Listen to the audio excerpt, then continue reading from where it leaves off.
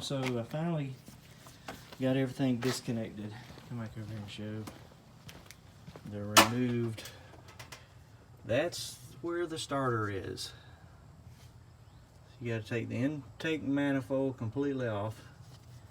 I'm going to take the valve covers off and clean them. You can see after 317, almost 18,000 miles, there's grit and stuff up in here that I got to get out before I can take those gaskets off, because that's kind of holding back, and I'm going to clean all that gunk out of there as best I can without having it drop down in.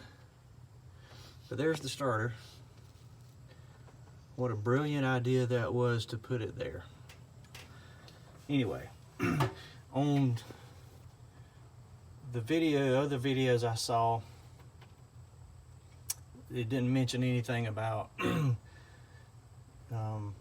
some of the things that you have to disconnect. This right here is the fuel line that goes to what's called the pulse damper. And the pulse damper looks like this. It's got a little screw in the top, and it screws down in there on the rail right there. So you have to take that off, and a little bit of fuel will come out, but not a whole lot.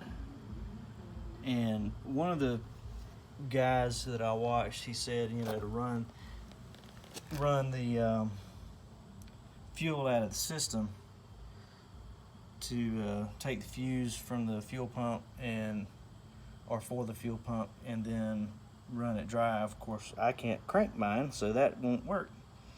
So anyway, it wasn't a bad deal. It was just a little bit. It wasn't even, I don't know, an ounce maybe.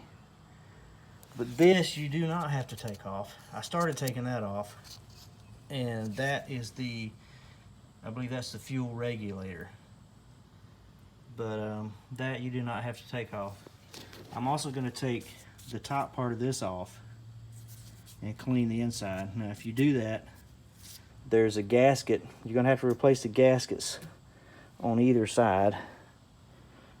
I showed you those over there on the block. And then once you take this apart, then there's it's called a plenum gasket will go in there. And then you also have a gasket, and some people, this is the throttle body that has to come off, but some people reuse this gasket. I'm not going to. I'm going to get a new one. I mean, I've got it off. It's about 18 bucks, but to me it's worth replacing it with a new one, because this is all, you know, smashed down from being tightened down on there. So I'm just gonna put a new one on it. I figure if you're in it, you might as well go ahead and put new parts. There's a lot that I would like to do. I would like to replace the fuel injectors, and I may still do that. I don't know, but you can actually take those out, but you got to take the fuel rail off. But you can take those out and replace the O-rings and stuff. But I haven't had any problem with them, so I don't know if I should just maybe leave them alone. I don't know. I'll make that decision a little bit later on. But if you do take the rails off, you just undo those bolts and you can lift it up. And then these have O-rings on top and bottom, and they just I'm assuming that they just, you pop out of one end and then you pull them out, and that's the back part of them. See the little holes in them? So I'm gonna check them out real good and see what kind of condition they're in. I may or may not replace them. I don't know. Anyway, that was my major hurdle, was getting that off. And now I can come tomorrow, get that sucker apart.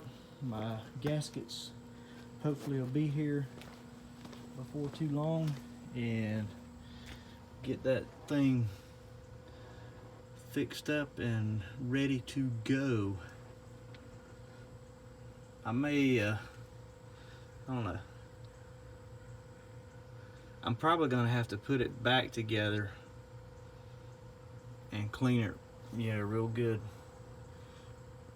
I'm gonna get all this dirt and grit and gunk from here as best as I can and get that cleaned up so I can take the old gaskets off, put the new gaskets on. And once I get the starter changed and get the intake manifold back on, I may come in with a pressure washer or maybe just some engine cleaner and a regular hose and get that all out when everything's back together, because I don't want to get that water down in the engine. So anyway, that's pretty much it.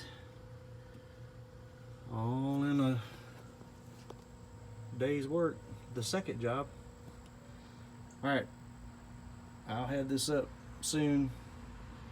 Hopefully it'll benefit somebody. All right, bye.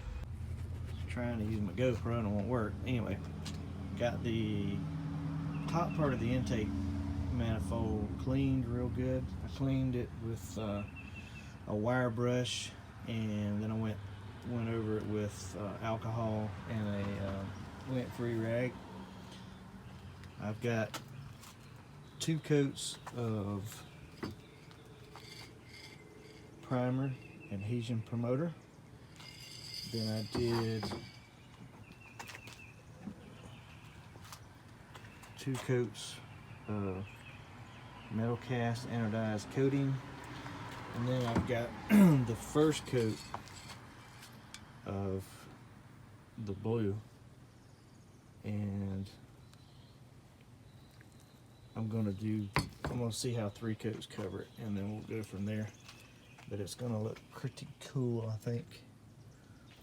I think I've decided, I was gonna do the whole thing, but I think I've decided just to do the cap, the top part, and do that, the anodized metal cast. So have basically a silver bottom, and that will be on the top. That's what you're going to see the most anyway. Because all that'll be covered up with wires and whatever. And anyway, I think that'll look pretty good. Got to finish cleaning that up, of course. And I haven't decided on the valve covers yet. If I'm going to do those silver, or if I'm going to do the anodized blue. But either way, they're cleaning up pretty good, and I just wanted to show that progress, and I'll be back.